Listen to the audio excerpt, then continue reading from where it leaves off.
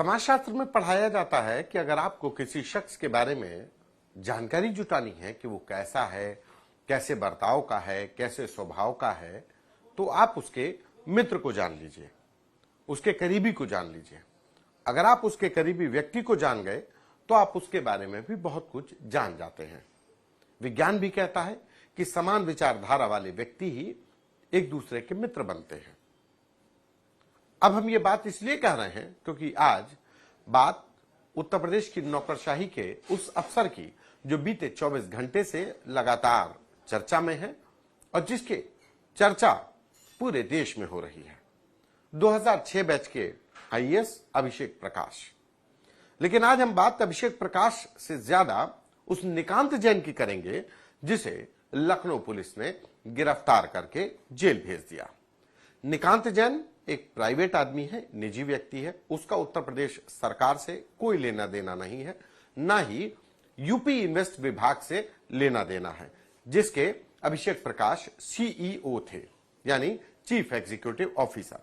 यह अलग बात है कि लखनऊ के गोमती नगर थाने में दर्ज करवाई गई एफआईआर में जो शिकायतकर्ता हैं उन्होंने मिस्टर जैन लिख करके निकांत जैन पर आरोप लगाया कि वही उनकी सोलर पैनल बनाने वाली जो इंस्ट्रूमेंट्स बनाने वाली फैक्ट्री जिसको लगाना चाहते थे, उसको एनओसी मिलने के लिए लेटर ऑफ कंफर्ट जारी होने के लिए 5% कमीशन मांगा जा रहा था और ये 5% कमीशन निकांत जैन मांग रहा था। और निकांत जैन आरोप है कि 2006 बैच के अभिषेक प्रकाश मांग रहे थे। सरकार ने जांच कराई, अभिषेक प्रकाश सस्पेंड हो गए। लेकिन निकांत जैन अभिषेक प्रकाश के इतने करीबी कैसे हो सकते हैं, इसकी कहानी हम आपको बताते हैं। कहानी शुरू होती है मार्च 2019 से। तारीख थी मार्च 2019 जब उत्तर प्रदेश की राजधानी लखनऊ के वजीरगंज थाने में एक एफआईआर दर्ज हुई। ये एफआईआर 29 मार्च 2019 को वजीरगंज थाने में क्राइम नंबर 204/219 पर दर्ज हुई, यानी क्राइम नंबर 204/2019 पर दर्ज हुई। एफआईआर दर्ज करवाई हसन रजा अब्बासी ने। अब्बासी साहब ने एफआईआर दर्ज करवाई। उनका कहना था कि उनकी काकोरी के सरोसा भरोसा गांव में 8066 स्क्वायर फीट की एक बेशकीमती जमीन है। उनके पास 2 लोग पहुंचते हैं जिनका नाम था एमए खान और ध्रुव कुमार दास।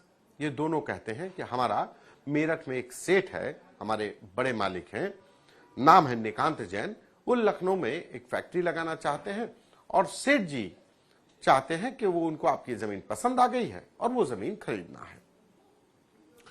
हसन रजा अब्बासी को कुछ पारिवारिक जरूरतें थी तो उन्होंने अपनी बेशकीमती जमीन को कम दाम में यानी 65 लाख रुपए में बेचने पर यह सौदा तय हो गया।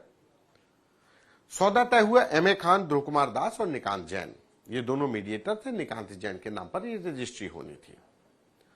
65 लाख रुपए में यह सौदा तय हुआ, लेकिन जब रजिस्ट्री कराने की बारी आई तो कहा गया कि यह रजिस्ट्री कुछ महीने बाद होगी और जो एडवांस में 30 लाख रुपए दिए जाने थे, कहा गया कि हम एक साथ आपको पूरी जमीन का पेमेंट कर देंगे।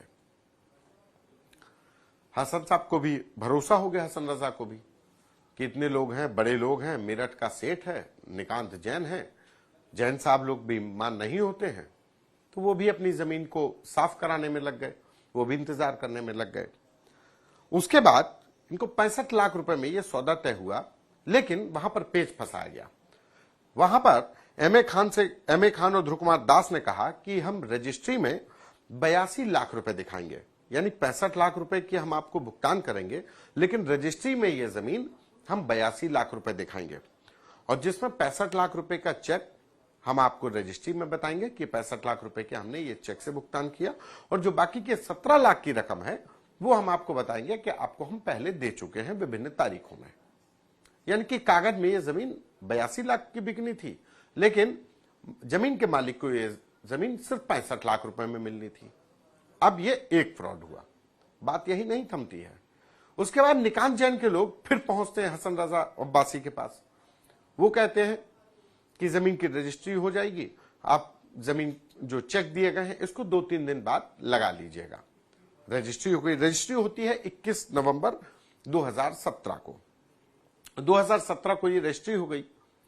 रजिस्ट्री होने के बाद जब अब्बासी साहब अपने बैंक खाते में वो चेक लगाने जाते हैं तो चेक बाउंस हो जाते हैं। चेक बाउंस होकर के उनके धरती आसमान सब उनको लगता है कि एक हो गया। वो क्या करेंगे? पुश्तैनी जमीन जिसके पैसे से वो बेटी की शादी, तमाम पारिवारिक जिम्मेदारियों को निभाने की सपने बुन रहे थे, जिसकी प्लानिंग रच गई थी, वो जमीन तो कौड़ियों के भाव चली गई। जो पैसा जिन लोगों ने चेक दिया वो चेक बाउंस हो रहे थे। उसके बाद वो लगातार इन लोगों से संपर्क करते रहे। वहां पर भी बात 65 लाख रुपए में से सिर्फ 15 लाख रुपए, जब काफी मान मनोबल धमकाने के बाद कि मैं FIR करा देंगे, तब 65 में से 15 लाख रुपए हसन रजा अब्बासी को मिले। बाकी के 50 लाख रुपए कभी भुगतान नहीं हुआ। उसके बाद हसन रजा अब्बासी ने एक शर्त डाल दी थी, वो भी पढ़े लिखे थे। उन्होंने एक शर्त डाल दी थी कि अगर इस जमीन के जो सौदे में जो चेक लगाए गए अगर वो बाउंस हुए और उस बाउंस हुए चेक होते हैं तो ये रजिस्ट्री अपने आप कैंसिल हो जाएगी। ये एक क्लॉज उनकी तरफ से डाल दिया गया। तो वो दौड़ने लगे कि चेक बाउंस हो गए, हम रजिस्ट्री कैंसिल कराएंगे। लेकिन रजिस्ट्री कैसे कैंसिल होगी? क्योंकि एमए खान, ध्रुव कुमार दास और निकांत जैन ने तो उन अब्बासी को, जो जमीन के मालिक थे, उनको रजिस्ट्री की कॉपी ही नहीं दी, टालमटोल करते रहे। अपना पैसा खर्चा करके हसन रजा अब्बासी ने किसी तरीके से अपनी बेची हुई जमीन की रजिस्ट्री निकाली। और जब रजिस्ट्री निकाली तो उनके ऊपर एक और फ्रॉड का पहाड़ टूट गया, या कि उनको और भी वो हैरान, परेशान, अचंभित हो गए। क्योंकि उनकी जमीन कागज में जो 65 लाख रुपए के भुगतान पर हुई थी और कहा गया कि 82 लाख रुपए में हम कागज में दिखाएंगे, वो रजिस्ट्री 1,82,00,000 में खरीदी गई। यानी कि जमीन का सौदा 65 लाख रुपए में हुआ, अब्बासी को मिले 15 लाख रुपए, रजिस्ट्री में 1,82,00,000 रुपए दर्ज था। उसके बाद हसन रजा अब्बासी ने इस मामले में वजीरगंज कोतवाली में एमए खान, ध्रुव कुमार दास और निकांत जैन के खिलाफ FIR दर्ज कराई। मार्च 2019, ये तारीख याद रखिएगा, मार्च 2019।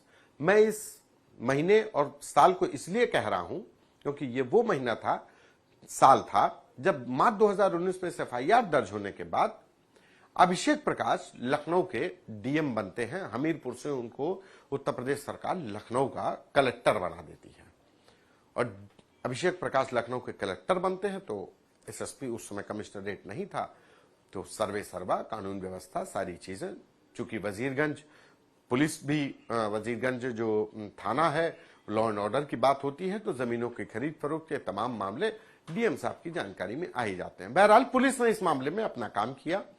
पुलिस ने इस मामले में चार्जशीट दाखिल कर दी और यह चार्जशीट दाखिल हो चुकी है एमए खान, ध्रुव कुमार दास और निकांत जैन के खिलाफ। ये वही निकांत जैन है जिसको गोमती नगर पुलिस ने अभिषेक प्रकाश के बिहाफ पर 5% कमीशन मांगने के आरोप में गिरफ्तार करके जेल भेज दिया है। तो अब आपको समझ में आ गया होगा कि अभिषेक प्रकाश जब नए नवेले हमीरपुर से लखनऊ के DM बनकर आए, कलेक्टर बने, तो उनके आने से पहले ही निकांत जैन धोखाधड़ी की कारस्तानी लिख चुका था और उस कारस्तानी का कानूनी दस्तावेज लखनऊ के वजीरगंज थाने में दर्ज था। लखनऊ पुलिस उसकी जांच कर रही थी और उस जांच में उसने इनके खिलाफ आरोप पत्र सबूतों के आधार पर लखनऊ कोर्ट में दाखिल भी कर दिया। उसके बाद भी जो निकांत जैन, जहां के अभिषेक प्रकाश कलेक्टर रहे, वो निकांत जैन उनका करीबी हो गया और फिर वो यूपी इन्वेस्ट विभाग में CEO अभिषेक प्रकाश के बिहार पर 5% कमीशन मांगने लगा। तो जो लोग ये कह रहे हैं कि निकांत जैन का अभिषेक प्रकाश से कनेक्शन कैसे शुरू हुआ, तो यहां से ये कहानी निकांत जैन की शुरू होती है। यहीं से अभिषेक प्रकाश और निकांत जैन की चार्जशीट होने के बावजूद नजदीकियां शुरू होती है। निकांत जैन, इससे पहले मेरठ के कंकड़खेड़ा थाने में FIR दर्ज हुई, दूसरी FIR एटा की शहर कोतवाली में दर्ज हुई, तीसरी FIR ये कोतवाली वजीरगंज में लखनऊ में दर्ज हुई और अब ये चौथी FIR गोमती नगर थाने में दर्ज हुई। तो ये वही निकांत जैन है जिसको लखनऊ पुलिस ने गिरफ्तार कर जेल भेज दिया है और अब जांच के लिए वो अफसर भी दायरे में हैं जो निकांत जैन के करीबी थे। अब वो अफसर कौन कौन होंगे आप अंदाजा लगाइए, क्योंकि उत्तर प्रदेश की नौकरशाही में चर्चा है कि निकांत जैन के पास अभिषेक प्रकाश ही नहीं, कई और बड़े अफसर और बड़े अफसरों के बड़े करीबियों के राज निकांत जैन के मोबाइल में, निकांत जैन के दिलो दिमाग में छुपे हैं। और अब यूपी पुलिस निकांत जैन के मोबाइल से लेकर दिलो दिमाग में छिपे उन तमाम राजों को फाश करेगी और उन अफसर और अफसरों के करीबियों को भी सामने लाएगी। अभी तो यह शुरुआत है, चर्चा है कि अभी बड़ी मछलियों पर भी गाज गिरना बाकी है। यूपी तक देखते रहिए, ऐसी ही खबरों के लिए हम हर अपडेट आपको इस मामले में देंगे। दीजिए इजाजत, नमस्कार।